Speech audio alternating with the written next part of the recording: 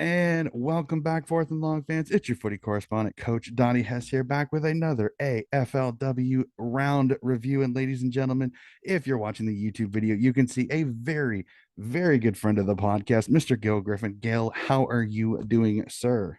I'm doing great, but I was looking around for the special friend, but I guess it's me, so I'll take it. Great to be with you, Donnie. You are a very special friend, sir. Everything, every communication and chat that we have had, sir, has been absolutely fantastic. So I thoroughly enjoy your friendship, and I love these when we can sit down and talk AFLW. So, sir, I think we need to start off with it before we get into the game reviews. What were your thoughts of round five? Well, as I wrote in my column for Footyology, it was really incredible how so many things had the number three behind it. Starting with the Western Derby, you had two sides that kicked 3 goals each, and then the match was decided by 3 points. Okay, Mm-hmm. and bookending with the final match of the round, even in that Adelaide utter destruction of GWS, Ash Woodland kicked 3 goals. And I started noticing a pattern that there were a lot of women that kicked bags of three Mm-hmm. in their matches. So, we know what they say, that when you see something once, it's whatever it is. When you see it twice, it's whatever it is. But when you see things 3 times, number three again, it's a trend. Mm-hmm. So I thought that was a really, really bizarre thing that happened. But the other thing too in the round was that I am more and more impressed with Geelong every week. And I Mm-hmm. think that Geelong, I think the Cats are really asserting themselves as the surprise team of the competition. And I think Brisbane, of course, had the little hiccup against Richmond, but I think that the Lions will right themselves. But if you look at that top four, not too many surprises there, Mm-hmm. except, of course, for Fremantle really being near the bottom now. I think it's going to end up being a transitional year for them. But it's really going to be interesting the way that this shakes out now that we're halfway through the season. Yeah, absolutely agree with you there. So let's break these down just this the realest little bit in each of the games. As you said, Western Derby at at Optus Oval as the Fremantle Dockers get the 3 point win. As you said, three behinds gets them the win. And for me, this is a stabilizer for Fremantle. They've had their hiccups at the start of the year, the injury issues, everything like that. But you get a big win on the big stage here. Is Do we see this progress to maybe them fighting for finals, or as you kind of said, are we looking at that transitional year? They probably won't make it, and they'll set themselves up for future seasons. Well, I think it's definitely transitional because next on the calendar for Fremantle is Melbourne. I Mm-hmm. don't see them beating Melbourne. No way. But the one thing that benefits the Dockers this year is in the year of expansion, with 4 expansion clubs, Fremantle could find itself sneaking into the eight. So it's still possible. But and this at any expansion year, the talent pool thins out and the established sides fatten up by beating up on the expansion sides. So that could actually play into Fremantle's hands. So I still think that they're a chance to sneak into the eight, but I don't see them going deep into the finals if they're fortunate enough to make finals. Yeah, and I agree with you there. I think it really is. It really is. There's three teams I think that are flag contenders, and they're the obvious: the Melbournes, the Adelaides, the Brisbanes, and I think then you have that bracket of potentials that's still kind of, I think, a little fluctuating this year. It isn't as obvious as I thought it was. The start of the year, I would have said Fremantle, I would have said North Melbourne, and I would have said, oh, now I'm absolutely the Western, either the no, Cullingwood. Cullingwood was that third team. Those were the six teams, the six final teams last year. I thought they're probably your finals teams going into this season, and then you're going to get the Western Bulldogs, Gold Coast, Richmond's, Essendon's, Port, maybe, depending on how it goes. We're kind of your teams fighting for that too. Unfortunately, with Fremantle having the issues that they did have, now we kind of see, does this open up? Does this open it up for a Gold Coast or Geelong, as you said in your kind of preview, is that team that will get into the finals that I think at the start of the year we weren't really sure. We jump to it. Let's talk about the Cats. A 50-point win over the Saints, 71-21. I'm with you on this one. This Cats team has surprised me because at the start of the season, it was a lot like last year. Offensively, not so good. They were great defensively. They were good in the midfield. It's when they got forward was when their issues started coming forward. And the last couple of rounds, they've found their mojo. They get six goals between Chloe Shear and Shelby Scott in this game. So they've got goal scorers in a Saints team that, honestly, you look at their first few games, you were like, this is a Saints team that's playing really well. And they've kind of regressed over these last couple of weeks. Yes, they've started to play a few stronger teams. Some injuries, a few knee injuries have come their way. So it, for me, I look at it like this: is this a Cats team that's benefiting? They're getting teams at the right time. They got Fremantle in Fremantle at the right time. They catch this St. Kilda team at the right time. Or is this a Cats team that's building to a crescendo of a finals representation and being a tricky side come finals time? I think they're definitely building to a crescendo. Unfortunately, that crescendo gets interrupted a little bit because Georgie Prespakis, who's Mhm. leading the AFL Coaches Association votes, is now suspended for 2 matches for a dangerous tackle. Mhm. So I think that even hurts them more when they're playing a Western Bulldogs side. They're getting their first really stern test of the year. And the next week, the really big shame about that is we could have seen Georgie Prespakis going up against her sister, Maddie, for Essendon.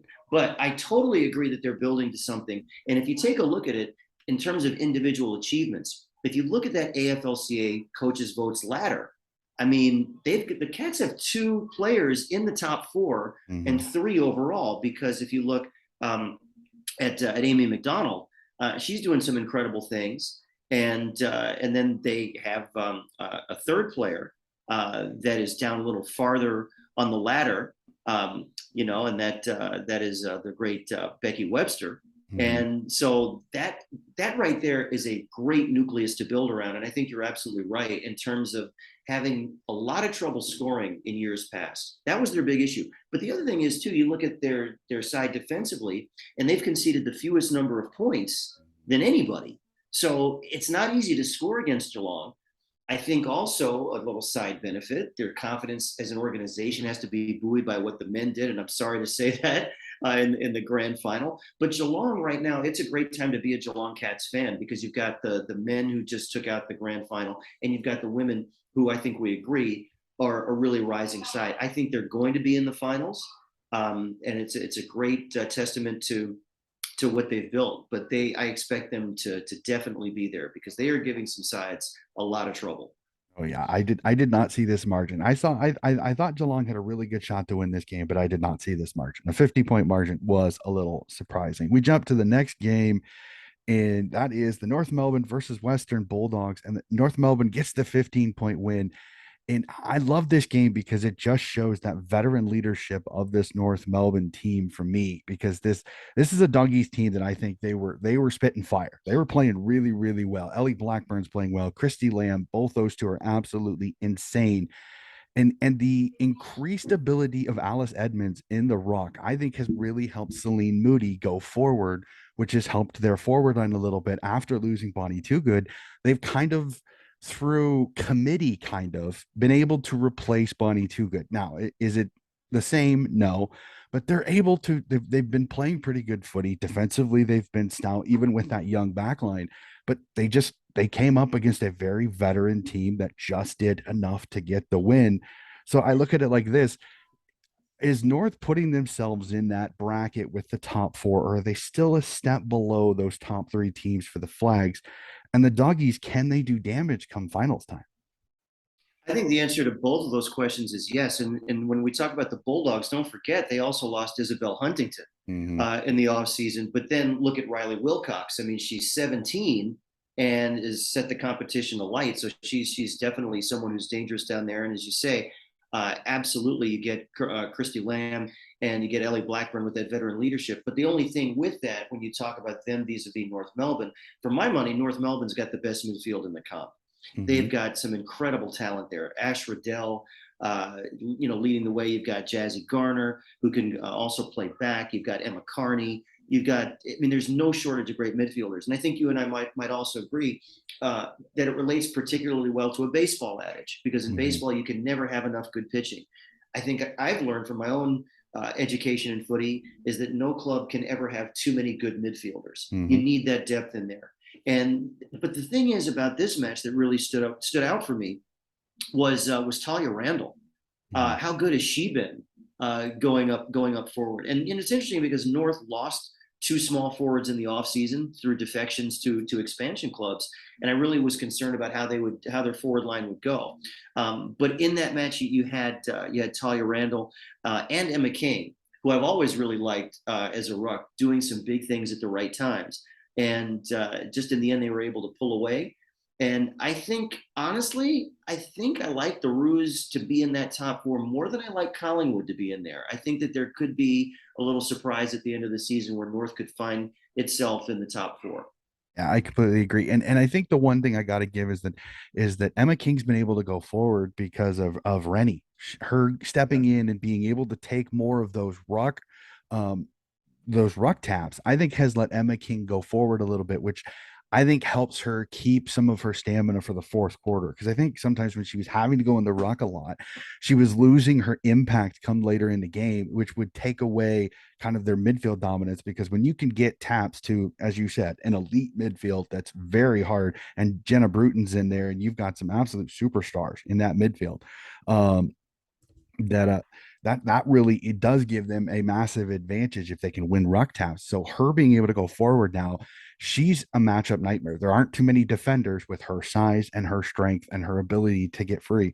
So that I think has been a wonderful amount of coaching there to be able to get that secondary a ruck that can kind of let Emma King be forward and then let her pitch hit in the rock occasionally to let her get her hands on the footy a little bit. So, and I'm with you. I think North really is that team that if on their day they're there in that top four. Collingwood, with some of their injuries and everything like that, we'll have to see how that goes. So, and actually, that's a great transition. Next game up on the docket, Cullingwood v Essendon. And I have to say this before we even talk about this game. I have been so impressed what Coach Wood has done with this Bombers team. She has absolutely put this Bombers team on the map. I've even seen some discussions here that they're talking, is this the best ever expansion side? Are they even as good as North Melbourne? We won't get into that debate today, but it's an interesting thing to think about because they have been rather successful. Their games that they've lost, they've been close. The games that they've won, they've looked really, really good. This one was just one of those.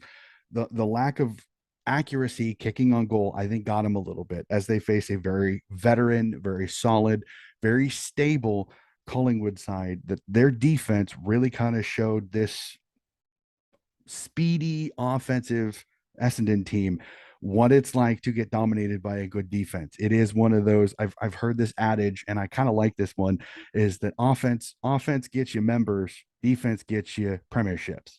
I kind of love that little one there. I've heard that, so I completely agree with it. Collingwood again, great defense. They do just enough off. They do just enough offensively, kicking goals. They've got some youngsters that are playing well, and for a team without their two best midfields, they're still playing good footy. Yeah, it's interesting, Donnie, when we're talking about building an expansion side, with whatever sport, there are really two schools of thought. Either Mm-hmm. you go very young and think about the future, or you go very veteran heavy and think to compete now. Mm-hmm. Essendon managed to really get it right, blending a little bit of both.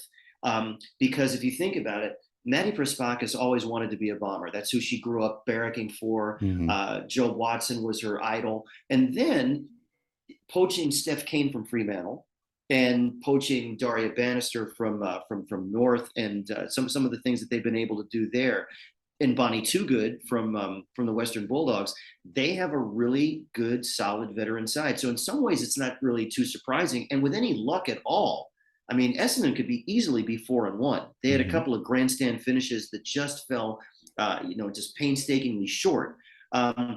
So if you think about that, it's not out of the realm of possibility to think that they too could be banging on the door for top four. And the result really kind of surprised me here because I really thought Essendon were going to pull an upset here before I actually tipped them to beat Collingwood. So to me, the result is a little bit surprising. And again, you're right. The Bombers were in it for much of the match, and Maddie Prespakis had another dominant performance. I mean, 31 disposals, 17 contested possessions, and kicked a goal. And, he even had Sophie Alexander kicking a goal against her old club for Mm-hmm. Essendon. But, here's the thing. There are certain moments in matches that can really electrify and bring together people on the team. And Chloe Malloy did that with her goal just before halftime. That was big. And then the big surprise for, not surprise because she's a good player, but basically the emergence of Michaela Khan or Can. And then also Eliza James had a couple of really beautiful goals there too. And to me, the thing that's surprising about the Pies is that they're able to hold it together, even though they're playing without two of the best midfielders in the competition, in Britt Benici and also Brianna Davies. So they've been able to sort of band-aid and super glue some things together. And even though they won't get those two players back in this season, you're right, because if you think about their pillars in defense, you think about Ruby Slicer, and then you think about the other players they have back there. Stacey Livingston, Yes, Lauren that's what I was thinking of. Butler. Stace, There's yes, yep. yeah, I yeah, could see you were thinking the same one that I was thinking too. I was like, it's on the tip of your tongue. No, it's yeah, they're so solid. And then Ruby Slicer can go middle, she can go back. I yeah. like her off the halfback, honestly. I don't mind her going in the Mm-hmm. mid, but I think her speed and ability, I think are much, much better in that halfback, kind of that flowing halfback line, either center halfback or halfback flank. So it's that's the scary thing about Collingwood is if you look at it, they're still really successful and they don't have Bree Davy and Britt Benici. Like you think of this Yeah. roster and you add those two absolute guns into this midfield. Collingwood goes from a team that's just there, but not there to next year being legitimately a flag contender if they both come in. Now, how do they come back? Not everybody comes back spit and fire. I mean, how does Bree Davy, Britt Benici come back? If they have good off seasons and they don't need to rush them back, I think they'll be just fine. But that Mm-hmm. it's a scary thought process to think about that this team is they're not at peak form even a little bit. So, but they kind of did they kind of survived this one. They did the onslaught with Essendon a little bit again. That's what Essendon does. They really kind of try to they're almost a little bit, and I hate doing these comparisons, and I know I'm going to say this, they're a little bit like Collingwood in the men's this season. They're really great in the fourth quarter. If they need a comeback, they've got it, which is a Yeah. little bit different than some of the other expansion teams that have great first quarters, second quarters, and then the second half gets a little scary at times. They're Yeah. one of those teams. They're good in the first. The second, they kind of maintain. The third, they made, and then the fourth, if they need to, it's all guns blazing. And with And then a Ani lot of too good. people, yeah, Go and a ahead. lot of people, I'm sorry to interrupt you, Donnie, but a lot of people also don't know this. But if you take a look at offenses in AFLW, Essendon are third in the league Mm-hmm. for average score. So they're not a team that many clubs can get into a shootout with and be successful. And so for them to establish that so quickly into their existence, again, is really a testament to their recruiting and their coaching. But you're right. I mean, Maddie Prespakis has shown that she can really dominate a quarter. And you're right. And the grandstand finishes really attest to their being able to hang in there and be within spitting distance and then come out charging. Mm-hmm. 100% agree. So this was a great game. I absolutely love this game. For me, this was one of my views of the weekend. The other view of the weekend for me, because this gave me a little bit of joy after a not so great weekend. For those that don't know, yes, I am a Swans fan. So if you can't tell by the lovely pride jersey over my right shoulder, is that I got a lot of joy out of this. I know this was a loss, but I got a lot of joy out of this because Swans Hawks 4-point win for the Hawks. The Swans fall just a little bit short, but to see Brooke Lachlan go nuts in that first quarter and for the Swans to play really good footy in that first quarter was a joy for me because we'd had a couple of horrible performances. The Port Adelaide game, I don't want to even look back at that one. That one was it was a lot like the grand final with the men's. It was a bad first quarter and it was snowballed from there. So I I think you have thoroughly every enjoyed this one. GWS fan saying, "Hold my beer" right now. Exactly, a little bit, but no, it was absolutely fantastic, and I loved this game because I saw a spray. I saw a coach's spray in the women's. You don't see it as much in the women's game. I saw Beck Goddard absolutely lay into her Hawks at quarter time, and they responded, which was absolutely fantastic. My tip to the Hawks, they just fought and fought and fought. Jazz Fleming, another great game. Eileen Gilroy, again, continues to show why she's probably one of the most impactful players on that roster completely. Charlotte Baskren playing well. Duffin in the back playing her role absolutely perfectly when she needed spoils. She got them. But then I'm going to flip it for the Swans.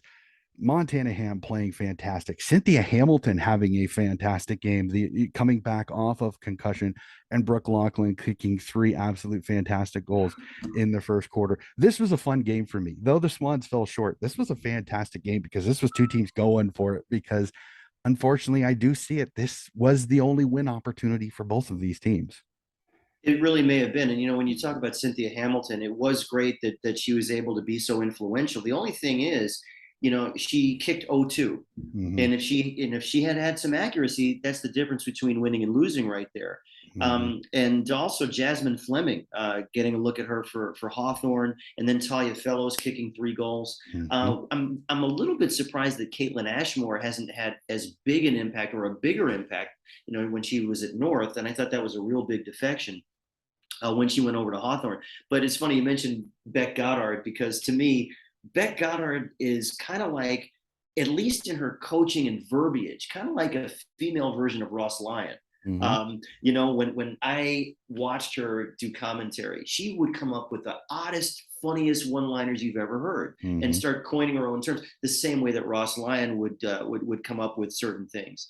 But I'm not surprised that Beck really laid into the Hawks, and it was a great stroke of genius to get her as senior coach after she coached Adelaide to its first AFLW premiership. And so I think, I wouldn't want to be on Beck's bad side, because you can just tell when she's had enough, she's had enough. Mm-hmm. But the Hawks, you're right. And I think for Sydney and for Hawthorn, again, since they've gone the route of mainly young players, they're going to take their lumps. They're going to have a lot of time in the woodshed this year, but hopefully for both of them, it will pay off in the future. And they're just going to be a lot of growing pains right now. Well, and I also think a little bit too is the short in between season, I think didn't help, because I think you probably could have got the occasional free agent. Like I think at least Sydney's side, there was talk of trying to get Ellie Blackburn, trying to get Ash Riddell. I think the short transition really didn't help that, because I've even heard Scott Gowan say it's like there was a few girls I'd love to think about it, but it's just too short. I can't do that now. So it'll And be then also equalization, go ahead. Yeah. because Oh when yeah. women in the future in AFL can devote their lives and are compensated enough to be professional footy players 12 months out of the year, it's going to be really interesting that what we see for player movement. Mm-hmm. Because as you correctly point out, if one of the women has her career and her job outside of footy based, let's say, I don't know, in Victoria or WA or South Australia, how likely are they going to be able to make a move to another state Mm-hmm. and line up other employment that aligns with their footy playing? And it's a shame that hasn't happened yet. I think those of us who are men who cover AFLW are really hoping that this day will come soon, that it can be on equal footing with men, and that there is enough freedom to be able to pick up and move your career from one club or one city to another. Exactly. And I think the other thing too is I've really tried to, when I was going through expansion, is that it did irk me a little bit how many people were like loyalty. I'm like, you have to remember, most of these ladies' decisions has nothing to do with football. They are not changing clubs because of football. It has nothing to do with money. It is purely what their job opportunities are going to offer them at this new location. It could plainly Yeah. and simply be a job is closer to Essendon than it was to Carlton, aka Maddie Prasparkas, Georgia G. Same thing with Monty Toogood. So I tried to. That was one thing that really bothered me a little bit. And again, it's social media, it's toxicity there, big time. But it is one of those that is a little frustrating. So, And it's well, cultural too, Donnie, because I exactly. think because we live in the United States, and we have grown up with and still deal with players changing clubs so often, no matter what the sport, and the perception is it's all about chasing money. Well, maybe it is, but who are any of us to decide what's best for an athlete's personal life or family? I just changed jobs recently myself, and Mm-hmm. I wouldn't like it if I went back to my old school where I teach, and I don't know, kids booed me. I mean, Mm-hmm. I mean, no. I'm sorry, but I'm with an employer that offered me and my wife, by extension, something that wasn't available to us, and something that Mm-hmm. was extraordinary. And so, yeah, I mean, the thing is, I think players have to be loyal to themselves and their families before their footy clubs, plain and simple. And if you Mm-hmm. put many of the detractors in the same situation about loyalty, well, if you offer them an improvement, a promotion, and more money and whatever, I mean, what are they going to do? Are they going to turn that down? So yeah, so more power to them. I mean, Gemma Houghton, for example, leaving Fremantle to go to Port Adelaide. She had to do what was best for herself and her family. Mhm. And there were some interesting things that came up with her about some trauma she experienced with the death of a close friend, and she felt like she needed a change of scenery. Mhm. So it's just like when we barrack for a club and people leave. Well, it's sad that they move on, but hey, more power to them if it's Mhm. going to help them through their life better. Yeah. You can't hold that grudge against them. Oh yeah, 100% agree. You kind of have to look at, these are human beings. These are human beings that are doing this. As much as we want them to be robots sometimes, but they are human beings. They are human beings. So we jump to it next. Let's jump to the next game. And unfortunately, as we get towards the end, we get a few games that get a little out of hand as Melbourne reestablish themselves as a power club, giving layeth the smackdown, as some of the wrestling fans would agree, on Carlton 50-8. Taylor Harris steps back onto the field and shows why she is that good a player sometimes, absolutely crashing packs, kicking goals. Fantastic result. This is a Carlton team that, man, some of these injuries are starting to get to them because they're losing injuries in the worst possible places. True, but if you're going to make rock references, then Carlton are kind of the jabronis of the league right now. I just, I try not to get really emotional about this, but one of the things about Carlton, and I don't barrack for Carlton, but it's got to really frustrate their fans with how underachieving they've been Mm-hmm. for the last few seasons. And just on that note, I know that they didn't play this week, Darcy Vesio, but I just have to believe for Carlton to really be taken seriously and have better results, Darcy Vesio absolutely has to be in another position where they touch the ball more than 10 Mm-hmm. times a match. I mean, they're one of the best players the league has ever seen. And I Mm-hmm. just think that their talent is really being squandered, having them play up forward when they're in the middle or when they're down back. I have seen Darcy Vesio turn games on their heads the way that they play. So Mm-hmm. so that's one thing. But the other thing is this: Carlton also are frustrating this year because they've drawn with opponents twice, and that tells me something. That tells me that they lack the killer instinct Mm-hmm. and they lack the mental toughness to finish the job. Something is just not going right there, and I think it was only a matter of time before once again they were taken to the woodshed by another club. Although you're absolutely right that the injuries have really been affecting Carlton. Mimi Hill though continues to be outstanding. But Yep. here's something that really surprised me in this match. Taylor Harris, not so much. That didn't surprise me. You got to think that she was going to be really motivated to play against her old club. But Mm-hmm. how about the former Cat? How about Olivia Purcell Yep. with 30 30 touches? disposals. Yep. Yeah, and then you got to think maybe if Olivia Purcell had stayed with Geelong, how much stronger would the Cats be even with her addition? But yeah, you knew that Melbourne were going to go in and they were going to be upset about losing on their home deck to Brisbane.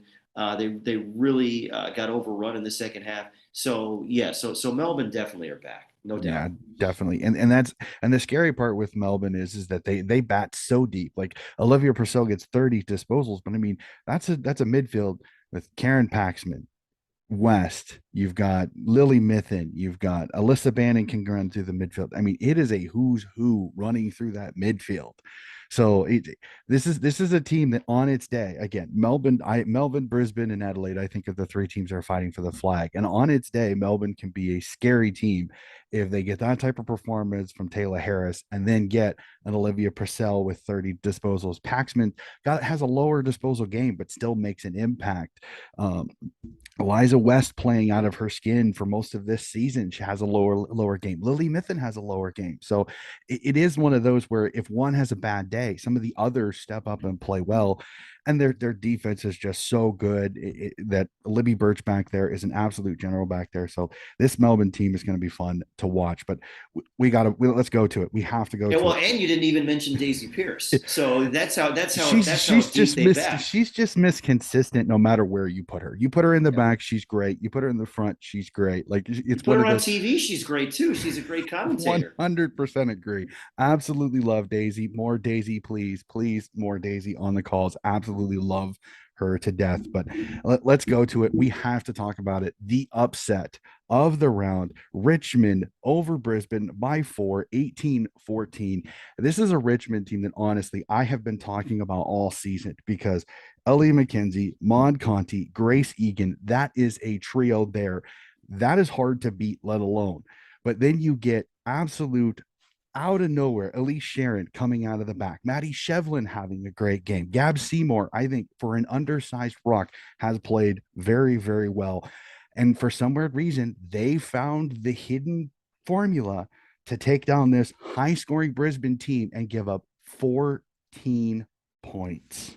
And they did it without Katie Brennan playing too, because she's Mm-hmm. been really reduced to cheering from the sidelines. And there are two other players I'd throw in there too, Libby Graham and Tessa Levy. Mm-hmm. And Seymour, Gabby Seymour had really the smother of the season when Dakota Davidson Yep. played on from a contested mark, which I bet she's regretting right now. Yeah, don't get me But started on that. I watched that as a coach and I went, "What are you doing?" I'm like, "You are yeah, you're like 3 meters from the goal line. Go back and kick your goal. You win the game." So yeah. that is one of those clangers that I think she's definitely And that would have won it. That exactly, totally would have exactly. won it.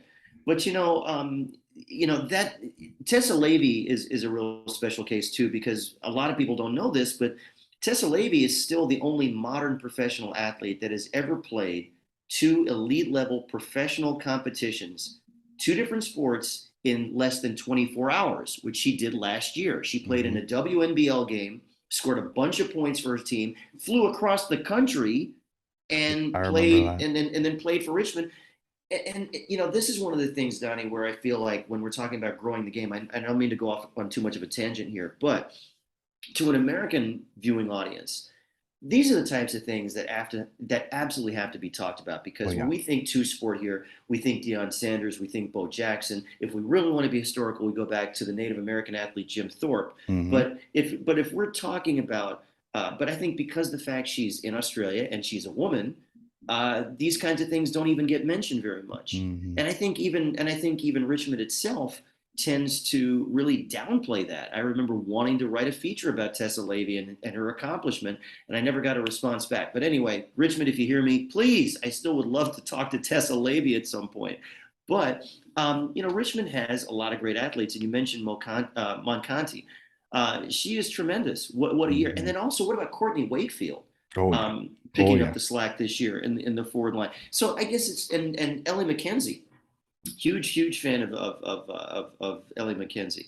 But here's the thing, that the Tigers are doing this year what I thought they were going to do last year. Hmm.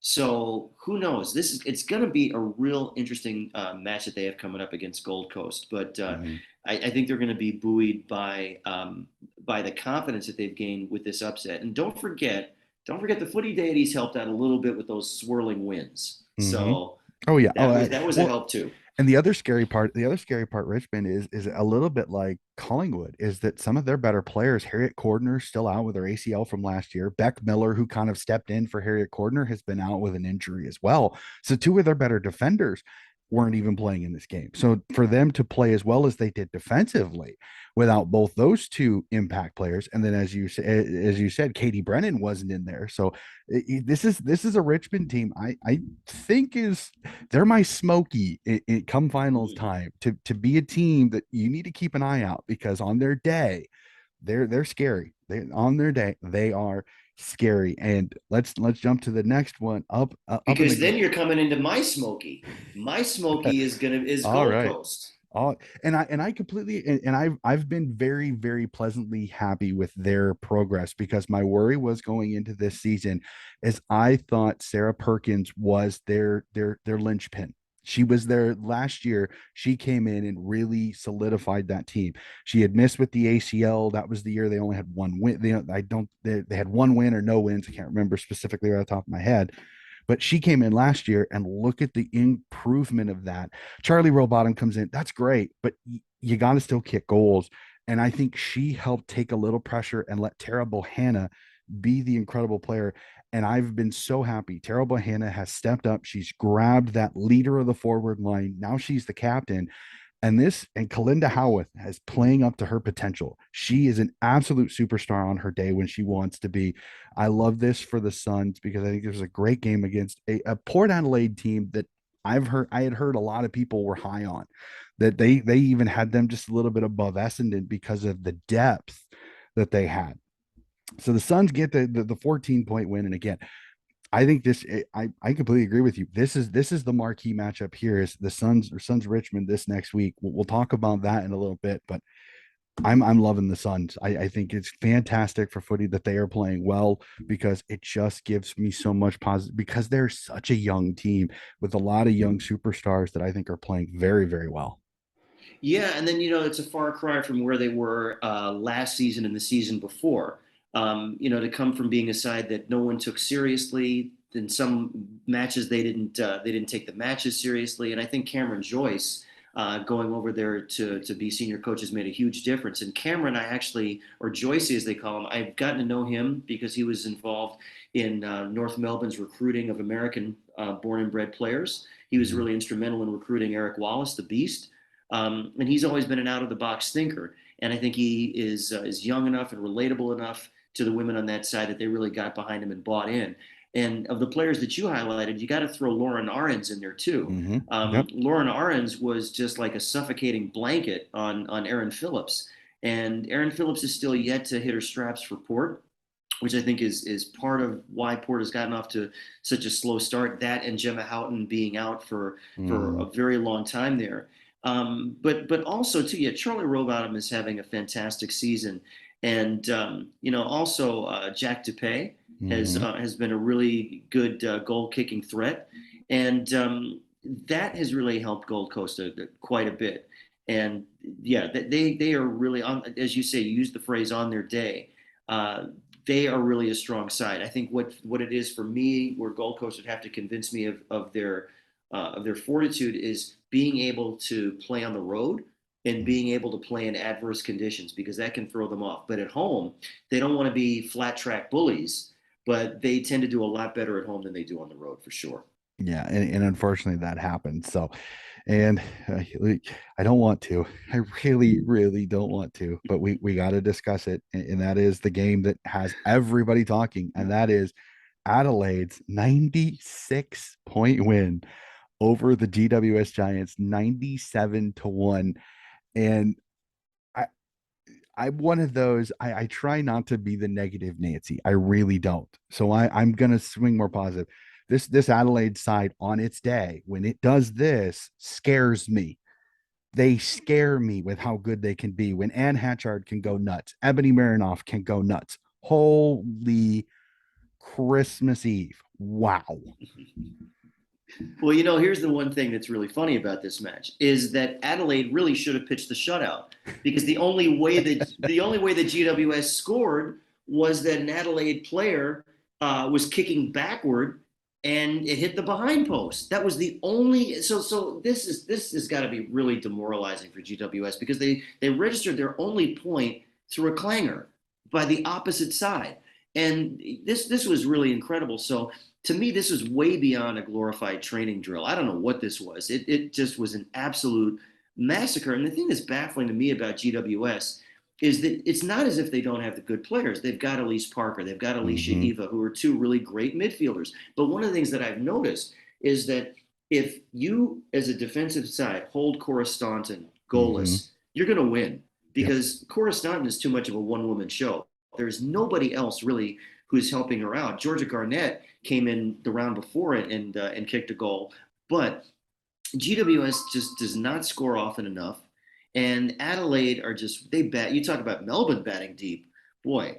Adelaide just bat incredibly deep, and it's really funny if you look at the statistics week to week of Ann Hatchard and Ebony Marinoff. They're almost identical, Oh yeah, and I've and I've so been noticing that too because I do because as yeah, as I told you off mic, I do the team of the week, and I can't tell you how many times that when I'm doing Adelaide, like my midfielders, I can almost write in Ebony Marinoff and Ann Hatchard as my two midfielders for Adelaide almost every time because they they're are like the always Laverne and Shirley of the exactly. AFLW. You can't have one without the other. Well, and this week was even scarier because Ann Hatchard kicks 3 goals, Ebony Marinoff kicks 1 goal, but Ebony Marinoff gets more disposals, 36 disposals. Hatchard only gets 28. So it's like, Yeah, and it was a oh career wow, high for Ebony Marinoff. Yeah, and yep, then and oh, by the way, Ash Woodland kicked 3 goals, yep. and so it was just really absolutely a crushing defeat. Well, That just in was the really door something. and the other Dorwick sister, who's also from Adelaide, Mackenzie Dorwick, kicks 4 Yeah, herself.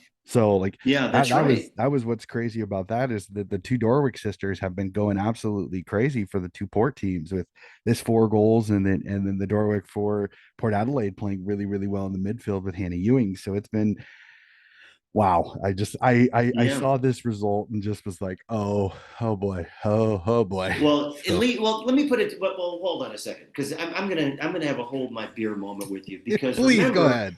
okay, because I'm writing up everything for Footyology, right? So Mhm. my deadlines are either going to be at 1 in the morning Sunday morning or 3 a.m. Sunday morning out here in U.S. Pacific time.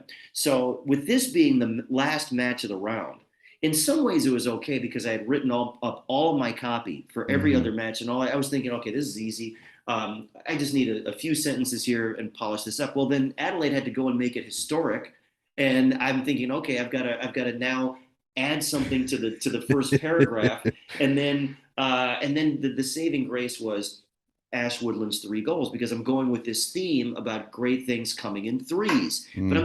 But I'm thinking, wait a minute, but I've got to mention in the top this part about Adelaide. What's something I can put in there about three? And then Ash Woodland kicked her 3rd goal. I'm like, Mhm. cool, I can do that. But yeah, that's in some ways. In some ways, it's a real pain to have to sit through a blowout like this, and when you're trying to push copy through. But in some ways it's a blessing, because then Mhm. you can go back and write everything and have it in the can ready to go when you file. But yeah, this is complete one-way traffic. Yeah, unfortunately. So we won't agonize the GWS fans anymore. So we've done the game reviews, and I like doing this. I bring this. These are my burning questions. These are some of the questions that I've been thinking about since this round has been over, and I gotta know what you think, Gil. Right off the bat, I already said it. The Richmond win. Is it the biggest upset of the season, or are we still or are we still waiting for that massive one that nobody could see coming? I still think there's a potential for a massive one nobody can see coming. So I'm going to meet you halfway and say that it absolutely is the biggest upset so far. And it's hard to go undefeated in the season, but I think it's just going to be a momentary hiccup for the Lions. But I do think it's going to be a real big kickstart for Richmond. Then again, if Richmond loses to Gold Coast, well, then you have to wonder how much of a kickstart it really was. But the Tigers really have a lot of belief. I still think Gold Coast can be a smoky, but I'm tipping Richmond this week. All right, all right. We go to this one. I know Joey Montana this year on the bounce on the first crack had kept talking about the 8 is set, the 8 is set, the 8 is set. So I'm going to ask you, is the 8 set for the finals, or do we see a Gold Coast and Essendon or a St. Kilda slip into the finals before round 10 is complete? Okay, well, the only way St. Kilda is slipping out of into oblivion, because St. Kilda just they beat up on expansion teams, and I think they really came crashing down to earth. So to me, I don't have them anywhere near the 8, but I do Mhm. definitely see a possibility with Essendon and also with Gold Coast. Absolutely, I do. All right. Yeah, I'm with you on that one. I think Gold Coast and Essendon, those are going to be the two teams I think fighting with that. So, all right, we're halfway through the season. You always got that middle grade that as a teacher, that halfway through the season grade. So, biggest surprise team so far in the AFLW. For me, definitely Geelong, no question, no question. I mean, last year they were 2-8 and finished 12th, and for them to even be in the finals conversation is such a great improvement for them. They've already won more games than they did last year. They're 3-2. They've allowed the fewest amount of points in the competition. They are really strong. Georgie Prespakis, when she does get back and playing again, is a force to be reckoned with. They're really building a great nucleus of talent there. And and it's good to see. I think that they struggled for many years, and I think they're out of the wilderness now. So I'm definitely thinking that they are really going to challenge. All right. And I hate to do it. We'll go negative. Biggest disappointment. Biggest disappointment? Well, I got to say Fremantle, because they coming off a season in which they made a prelim final and lost. What I didn't see coming, or I don't think what Fremantle fans saw coming, was a perfect storm of defections and injuries. When you're without Ebony Antonio, who I thought last year was their most valuable player, Mm-hmm. and then you're also losing her wife, Cara Antonio. You have Gemma Houghton defecting. You've got Steph Kane defecting. You have to bring in younger players like an Amy Franklin, and you have to test someone like Anya Tai. And Anya Tai, by the way, is having a fantastic season. I think she's really 100% showing agree. much more mastery every week to that role. But also Michaela Morrison not playing. So when you add those things up, the injuries, the defections, and as you really pointed out, that I agree with, when you're playing a second season in the calendar year, match fitness and team fitness becomes really big. And a lot of men forget this watching the matches, is that of course the women's side is playing with one less player, Two. which is more ground to cover, or two. Yeah, that's right, Yep. Two. two fewer players, 16. and that's true. I don't know what came over me right there, but Two yeah. So less on the field, you're but one more on the bench. So there. You go. There you go. That's what I got 21 confused altogether, by. said 22. Yeah, but the thing is, there you're covering more ground, you're running more, and Mm-hmm. because of not being able to kick as far, it's more of a link-up game, more of a handball game, a lot more running involved, a Mm-hmm. lot more knee injuries, and so it just has been a perfect storm that has really sent Frio plunging to the bottom.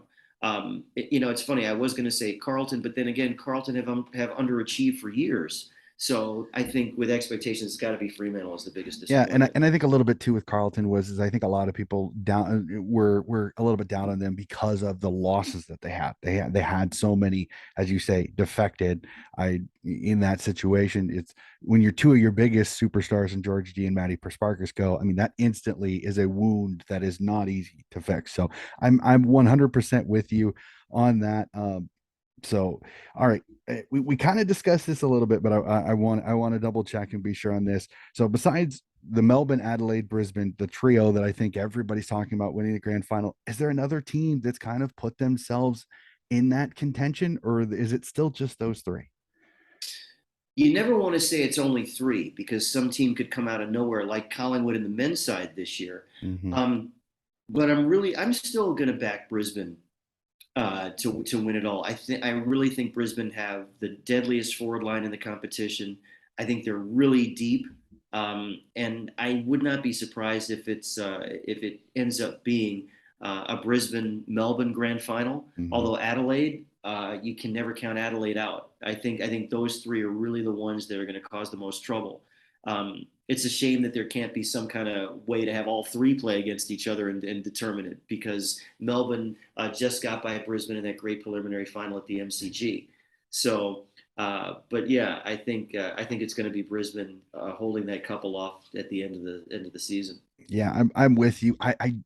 If I'm gonna say this is that for me next year, I think Collingwood goes into that group when you add Bree Davy, Bripanici. I think next year Collingwood goes into that group with those three, as long as it's a lot of time between then and there. But right now, North just depth is my issue with them. Collingwood depth, my issue with them, and then it's like the Western Bulldogs, Geelong, Richmond, all those.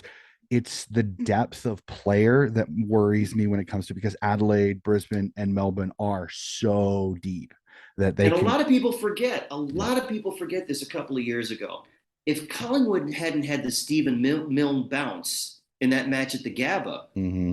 okay, Collingwood would have beaten Brisbane in the year that Brisbane won its premiership, and Collingwood might have won the premiership against Adelaide. That certainly was a possibility. But I Mm-hmm. remember that there was one bad bounce in the dying seconds that didn't go Collingwood's way, and it was totally reminiscent of Stephen Milne and all that. Sorry, Saints fans, but anyway, yeah, that really could have been. Yeah, so it'll be be interesting. So, and the last one, and I've heard this discussion, and it frustrates me because I know this is a growing league. are the blowouts hurting the league, or is it just a growing pain that we're going to have to deal with these first 5 or 6 seasons now that all 18 teams have a side? I think it's both because you have to get to the point where you have 18 clubs. That has to happen. But as you know, as I do, that when you have any major sport expanding, because we've seen it in Major League Baseball, when Mm-hmm. teams, when a league expands, you get the thinning of the talent pool. Because let's face it, there are a lot of players in the AFLW now playing for the expansion sides that really should be playing in state leagues, that they're not quite ready to play in the elite league. So that's going to happen. So the talent pool gets thin. You do have defections of clubs. You get blowouts and you get mirages like St. Kilda in the early part of the season, blowing out inexperienced sides, but then coming back down to earth. So I think it's a necessary growing pain because you have to have parity with the men's competition. You have to have the 18 clubs in the system. And, Donnie, I hate to say this, but again, this is something that there are some people that you're never going to win over Oh yeah, to 100% AFLW. agree. Oh Yeah, yeah. and it bothers me because I think some of it is really sexism driven. That you're going to have some. I mean, I still get the odd tweet every now and then from somebody who writes the word yawn in when I'm talking about AFLW. Right? Mm-hmm. That's always going to happen. So people aren't going to be on board there. But I think that in the future, if you get to equalization, if you get to fair compensation, if you get to things like fair health benefits, I think even going a step further, if you get those special shoes designed to support women's knees and make it gender specific, there's got to be if humanity can send people into outer space, come on, we've got to be able to have a shoe that can be more supportive of a woman's biology and be able to support that knee better. Mm-hmm. And hopefully that day is going to come. I know some players are involved in the effort to try and bring that.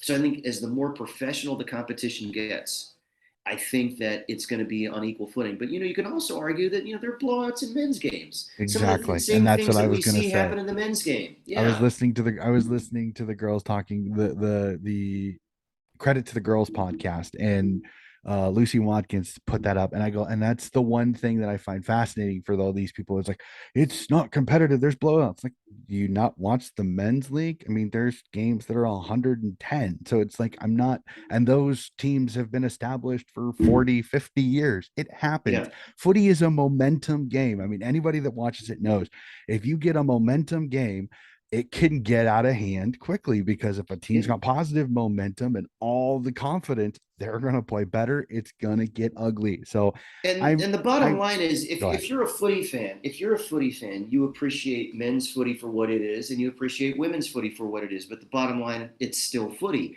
It's like if you like Major League Baseball, are you not going to watch baseball in Japan, even though there are shorter fences and that the game is a little bit different, or maybe the game is more around pitching than it is hitting?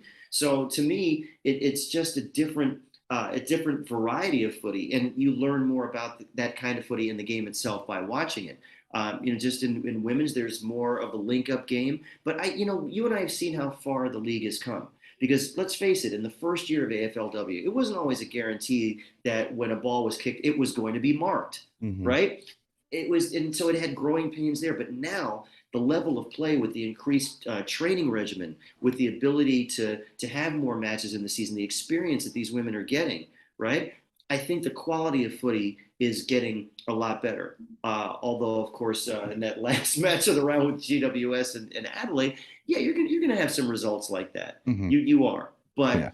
but uh, these are things that a league has to experience. It's a growing pain thing. I 100% agree. It's a growing pain thing, but it's coming. You could see it. The just from last year to this year, the improvement is ridiculously good, and we've got 4 brand new teams, so you're gonna deal with it. But it's for me, it's been champagne. I've been absolutely loving it. So, alrighty, sir, we're through our burning questions, and now we get to the section that normally is just me. But ladies and gentlemen, my esteemed co-host decided he wanted to join me, so he as well has a team of the round and power rankings. So let's do it like this, so that it's not just one of us talking for a long period of time. As a coach, I like starting with defense. Who are your 5 starters for your team of the round, Gil? And then I'll do mine. Okay, I have Jasmine Garner. I have Gabrielle Seymour. Okay. Let's see. And then I had to do this because the Tigers backline, or actually no, Lauren Arons. I have Lauren Arons. Hmm. Okay, so how many does that take me to? That That's takes three. me. That's three. Okay. Let's see. Did I say Gabby Seymour yet? Yes, you did. Okay, so I have Maddie Shevlin. I have Okay. Maddie Shevlin, and I have Libby Graham. All righty. Let's go with mine. Mine will be a little bit different. So we'll see what we think on this. I start off Collingwood's Lauren Butler kicking a goal. I think for me, that makes an impact in the women's game. It's just a little bit different than men's. So if you kick a goal as a defender, you usually get a little bit of a jump. I have to put this young lady in because she's just such a defensive great for the Collarton Blues, and that's Vayuma Lalowifi. If I butchered that, I'm totally sorry on that, but I love her game. 20 disposals, absolutely fantastic. Maddie Shevlin, again, played absolutely fantastic. Madison Newman for the Adelaide Crows, kicking a goal, again, against the GWS team that was leaking goals like a leaky faucet. And then GWS is Tarney Evans. She puts in a lot of disposals, really makes an impact as much as she can in a game that she was constantly having to deal with the footy. So that is my defenders. Let's jump to the midfield. I'll start this time. For my midfield, Amy McDonald for the Geelong Footy Club, Mimi Hill, Maddie Prasparkas of the Essendon Footy Club, and then the two from Adelaide, Ann Hatchard and Ebony Marinoff. I can't not get these two lovely young ladies in there. So that is my five mids. Who are your five mids? Oh my goodness. Okay. I have both the Prastakis sisters. I Okay. have Georgie and I have Maddie. And then of course I gotta have Ebony Marinoff. And then of course if you have Ebony Marinoff, you can't not have Ann Hatchard. We talked about that dilemma before. But my fifth in a tight one between Mimi Hill and Haley Miller, I'm gonna give it to Haley Miller.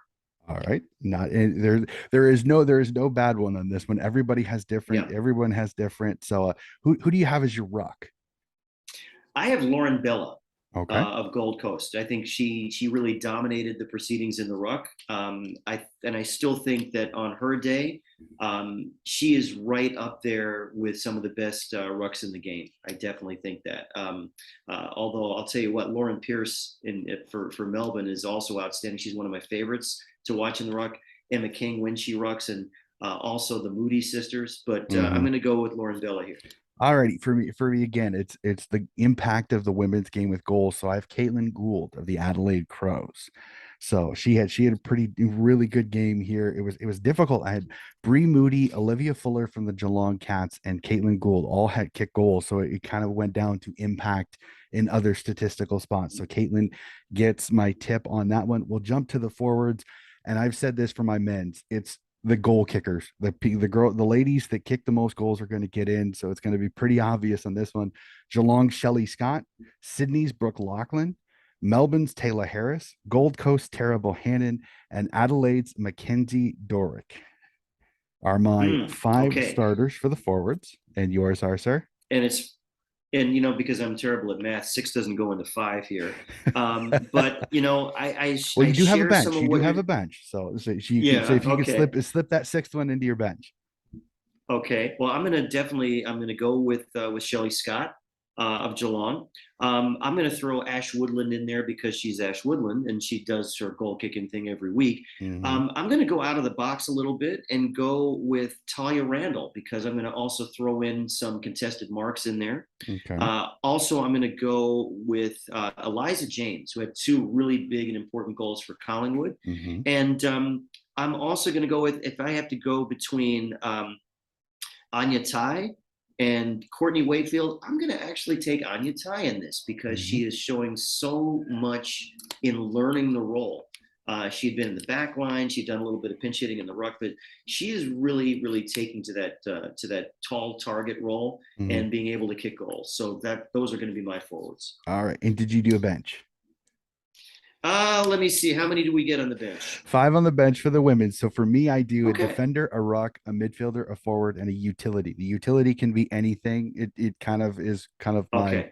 catch-all. So I'll do mine really quickly to let you. Okay. I let that way. Okay. I have defense, Eileen Gilroy, kicking a goal and helping Hawthorn get a win Mm-hmm. there. I think again that makes an impact. Not a huge disposal game, but when you can kick a goal and help your team win, huge.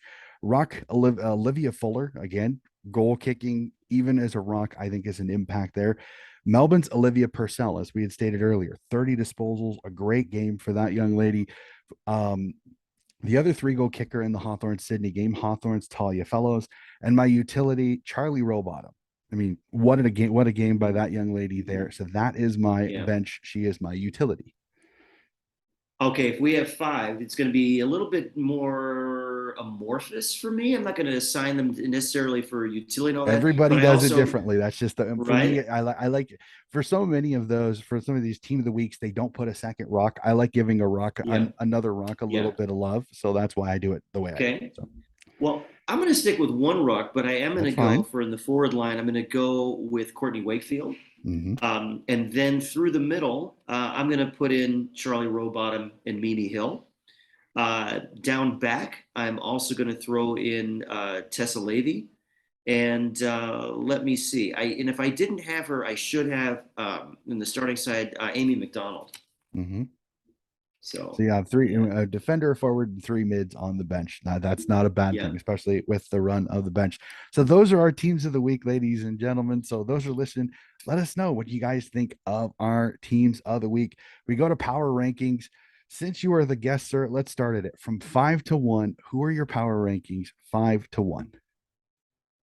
And five being the lowest on the scale and Five one being being the low. highest. Five. Yep. 5 to 1. Lowest to highest. Okay. Well, because they didn't lose in the last round, I'm going to put Melbourne at the top. I'm going to put Melbourne on the top of my power rankings. I think also you have to put up Collingwood on the top ranking there. Brisbane, I'm going to put third because they suffered that upset. Let me see. Adelaide, you can't not put them up, but they kind of did what I expected they would do against GWS. Mm-hmm. And my fifth is going to surprise you. I've been given lots of love to these ladies all day today, so Mm-hmm. the Geelong Cats are going to be number 5 on my power ranking. Awesome. So I tend to do mine a little bit off form. So this may seem a little Yeah. odd compared to yours. I'll start at 5. Number 5 is the Collingwood Magpies. Another win over Essendon Bombers gets them into the 5 after being out the week before. Brisbane Lions down to 4. When you lose, you do drop a little bit. I know they're a great side. Some people are going to go, "Oh my God, 4." No, it's because they dropped a game. So number 3, Melbourne Demons. Again, you get a win. They move up in the rankings. Number 2, Richmond. A big win over Brisbane. Jumps up after being 4th last week. And number 1, you shellac the Giants. You make a statement to the league. Number 1, the Adelaide Crows. So that is my 5 again. I tend to go a little bit more off form with mine. And I had previous where wins and losses will manipulate that. So we've come to it. For some people, the favorite part of the podcast. For others, not so much. Let's go to it. Round 6. We've got some dandies. Let's do some tipping really quickly. Skybus Stadium, Hawthorne Hawks, West Coast Eagles. Who do you like? I like the Eagles in this one simply because of their experience, and the Eagles have shown they can win on the road. Hawthorne's still having some growing pains. They're still going to take some trips to the woodshed, so I'm going with the Eagles. I'm with you on this one. I have the Eagles on this one again. The Hawks just a little bit inconsistent, but going over to the West, I think the Hawks will make this a little bit more competitive than I think some people are looking at. We get it. The showdown, Adelaide Oval, the showdown, Port Adelaide, Adelaide. As much as I would love Port Adelaide to be super competitive in this, I think you're going to get an Adelaide team up and about to show their dominance in South Australia. I have the Crows in this one. Yeah, me too. It's going to be the show off, not the showdown. It's unfortunate because the men's sides have played some incredible showdowns with moments that have been unbelievable, but not this time. Maybe in a few years. But I love it at the Adelaide Oval. I think it's fantastic. And the Yeah. fact that you're going to get Never Tear Us Apart by the Port Oh Adelaide yeah, fans, of that's course, going to of be course. great. That's going to be Yes, yes, absolutely great. yes. I I hope, have to admit, I live to see that. That is, and and I say this as a supporter of another club, but my goodness, never tear us apart. And of course, you and I would have been in our early 20s when that song was a hit for NXS in the U.S. So yeah, it's genius. It is. absolutely fantastic. We jump to the next one up to Henson Park as GWS host the Carlton Blues in the underachieving cup, in my opinion, for this. Two Yeah. underachieving teams. I'm going to go Carlton in this one, even though I'm not confident in either of these teams. That's why you're going to love my prediction. They're going to draw. Draw. They're going to I knew draw. it. Carlton will be the first club to draw 3 times in a season. If there was ever a match that is screaming out, it's The going draw. to be drawn, it's this one. Wouldn't shock me. Absolutely wouldn't shock me a bit. That is great. We jump up Mars Stadium in Ballarat as the Western Bulldogs host a Georgie Prasparkas list Geelong Cats. I think that's going to hurt. I don't think it's as big a loss as some people are saying, but I like the doggies in this one. I just think their firepower up front can Meg McDonald in that defense stop Celine Moody and some of the high risers that are up front. I just think the doggies have a little too much in this one.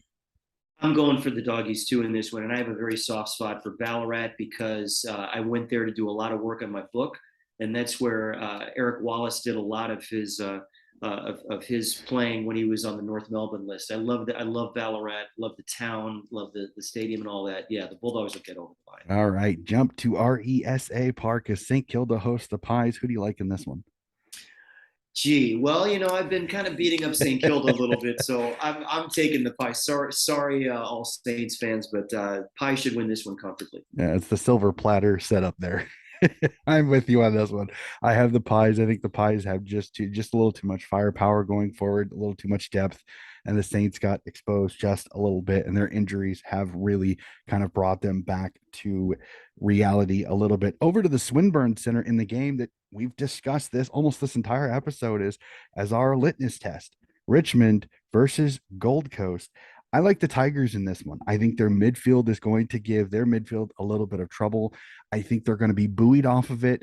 I'm a little worried the first quarter may be a little flat for Richmond because coming off a big win, sometimes you can have a little bit of a down spell.